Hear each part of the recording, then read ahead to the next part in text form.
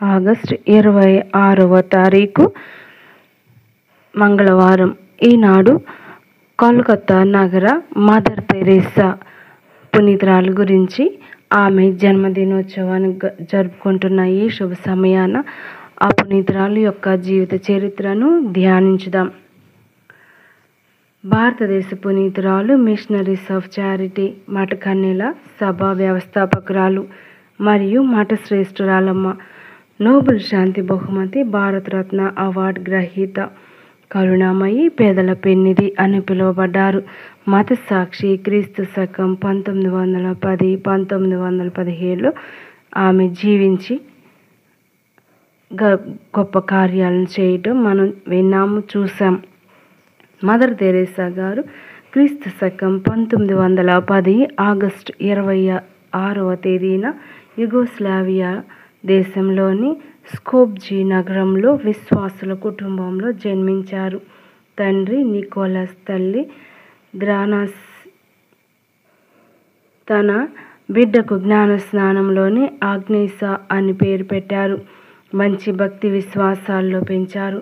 11వ పాయిస్ జగద్గురువులు రచనలు, సందేశాలు ఆ బాలికను విశేషంగా ఆకట్టుకున్నాయి. ఆగ్నేసా తన విచారణలోని మరియదళం అనే సభ్యురాలిగా ఉండి పేదలు, అవసరార్థులను సేవకు చేసేవారు. ఆ దళం వారు రకరకాల కరపత్రాలు ప్రచురించి పంచేవారు. వాటిలో కొన్ని సనాతన హిందూ దేశంలో సువార్త ప్రచార తీరుతెన్నులు వివరించబడ్డాయి. బెంగాలు, డార్జిలింగ్లో జేసు సభ గురువులు సేవ ఆయమ్మను ఎంతగానో ప్రభావితం చేశాయి. తాను కూడా దేవుని సేవ, మానవ సేవకే అంకితం కావాలని, అందున భారతదేశంలో తన సేవలు అందించాలని ఆశించారు. అందుకు అనువుగా ఉండే ఐర్లాండ్లోని డబ్లిన్ నగరంలో గల లోరెటో కన్యాశ్రీల సభలో క్రీస్తు శకం 1928లో ప్రవేశించారు. క్రీస్తు శకం 1929లో భారతదేశంలో పాదం మోపారు. హిమాలయాల ప్రాంతమైన డార్జిలింగ్ మఠంలో ఆయమ్మ 2 ఏళ్లు తర్ఫీదు పొంది సిస్టర్ తెరేసాగా పేరు మార్చుకుని దేవునికి మొదట మాట పట్టునిచ్చారు. పిమ్మట కోల్కతాలో లోరెటో మఠవాసినులు నడిపే పాఠశాలలో ఉపాధ్యాయునిగా చేరారు. ఇక్కడే వారి జీవిత సంపూర్ణ వికాసం పొందింది. ఆ పాఠశాలలో చరిత్ర, భూగోళ శాస్త్రం అధ్యాపకురాలిగా 20 సంవత్సరాలు సేవ చేసి అక్కడే ప్రధానోపాధ్యాయునిగా కూడా పదోన్నతి పొందారు. తమ లోరెటో మఠకన్యలు నిర్వహించే అనాథలు, పేద బాలికలు వసతి గృహాల్లో కూడా మదర్ తెరేసా గారు తమ సేవలు అందించారు. కేవలం ఒక్క బడి ప్రధానోపాధ్యాయునిగా ఆ అభాగ్య పిల్లల్ని ఎలా ఉద్ధరించగలను అనే ప్రశ్న వారికి బహుగా వేధించింది.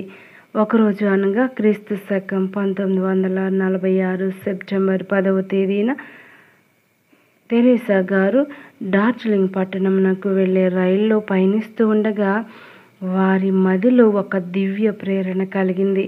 నీవు కాన్వెంటును వదిలి నిరుపేదలకు సేవ చేస్తూ వారితో కలిసి జీవించు అనేదే ఆ ప్రేరణ.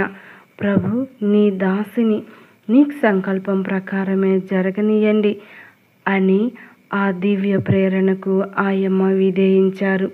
తెరేసా గారు ఇప్పుడు అవలంబిస్తున్న జీవన విధానాన్ని, చేస్తున్న పనిని విడనాడి నడివీధుల్లో, మురికి వాడల్లో, దుర్భర దారిద్ర్యంలో మగ్గే అభాగ్యుల సేవ చేయటానికి నడుం కట్టారు.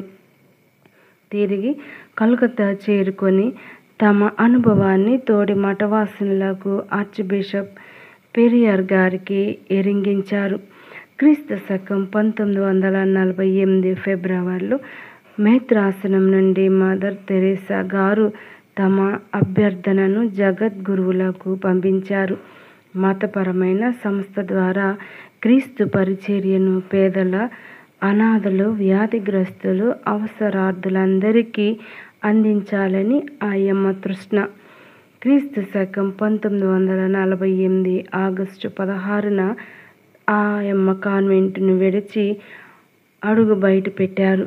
పాట్నాకు వెళ్ళి మెడికల్ మిషనరీ సిస్టర్ సంస్థలో నర్సింగ్లో ఉత్తమ శిక్షణ గడించారు. క్రీస్తు శకం 1948లో ఆయమ్మ భారతదేశ పౌరసత్వం స్వీకరించారు. పిమ్మట కోల్కతా వచ్చి little sisters of the poor మఠంలో తాత్కాలిక బస ఏర్పాటు చేసుకుని తమ సేవా కార్యక్రమాన్ని ప్రారంభించారు. మదర్ తెరేసా గారు మురికివాడల్లోకి వెళ్ళి పేదలు పిల్లలను పరామర్శిస్తూ అక్షరాభ్యాసం చేస్తూ పరిశుభ్రతను అలవర్చారు. క్రీస్తు శకం 1949 మార్చిలో మదర్ తెరేసా గారికి మొదటి సహచరురాలు ఆగ్నిస్ లభించారు. సక్రమంగా సభ్యులు పెరిగారు. సంస్థ ప్రారంభ దశలో కనీసం 10 మంది సభ్యులు ఉండాలి. నిర్దిష్టమైన నియమ నిబంధనలకు లోబడి ఉండాలి. ఆ నిబంధనలన్నీ పూర్తి చేసుకున్న తమ సంస్థకు మిషనరీస్ ఆఫ్ చారిటీ అని పేరు పెట్టారు. ఆ సంస్థను ఆమోదిస్తూ క్రీస్తు శకం 1950లో అక్టోబర్లో పవిత్ర జపమాల రాణి మహోత్సవం నాడు పరిశుద్ధ పాపగారి లేఖ మదర్ తెరేసా గారికి అందింది. అనాథల కోసం మదర్ తెరేసా ఒక చికిత్సాలయాన్ని తెరిచారు. ఇది కోల్కతాలోని ప్రసిద్ధ కాళీమాత గుడి ప్రక్కన ఉండి నిర్మల్ హృదయ్ అని దాని పేరు పెట్టారు. 60 మంది మాత్రం ప్రవేశం ఉంది. మిగతా రోగుల్ని పరామర్శించి మందులిచ్చి పంపేవారు. ఒకరోజు కొంతమంది యువకులు ఊరేగింపుగా వచ్చి హైందవ కాళీమాత దేవాలయం ప్రక్కన ఆశ్రమం పెట్టి అందరినీ క్రైస్తవులుగా మారుస్తుంది. మదర్ తెరేసా ఆ స్థలాన్ని ఖాళీ చేయాలి అని నినాదాలిచ్చారు. మదర్ గారు వచ్చి వారి నాయకుని లోనికి తీసుకుని పోయి వారి సేవలను చూపించారు. ఆ నాయకుని హృదయం మారు మనసు పొందింది. వెలుపలకు వచ్చి మదర్ తెరేసాను వెళ్ళగొట్టే ముందు వార్ల సేవా కార్యక్రమాల్ని కొనసాగించేందుకు మన అమ్మలకు అక్క చెల్లెళ్లకు అప్పగించి వెళ్ళకూడదాం అనగానే అందరూ వెనుదిరిగిపోయారు.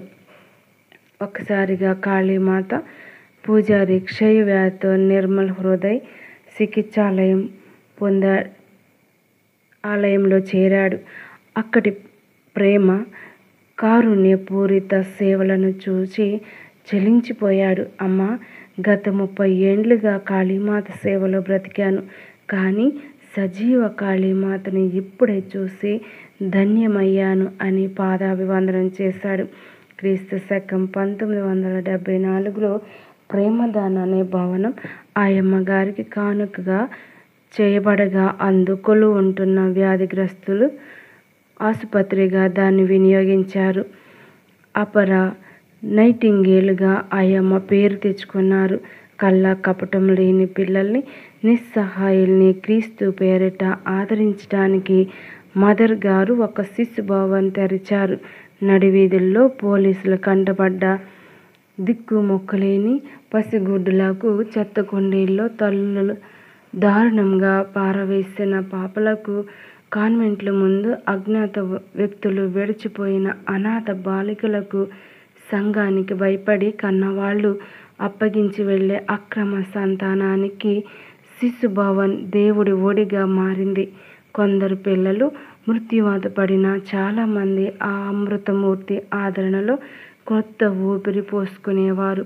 శిశుభవన్లో అనాథ శిశువులే కాక అక్రమ సంతానాన్ని మోస్తున్న అభాగినులు సైతం ఆశ్రమాన్ని ఓదార్పు